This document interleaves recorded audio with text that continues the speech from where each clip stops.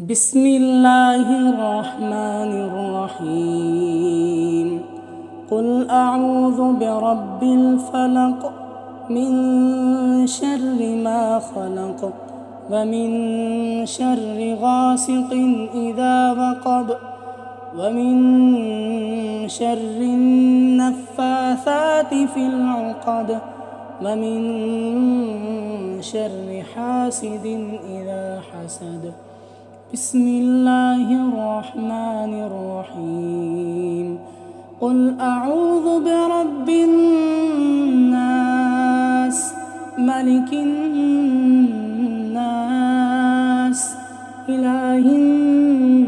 الناس من شر الوسواس الخناس الذي يوسوس في صدور الناس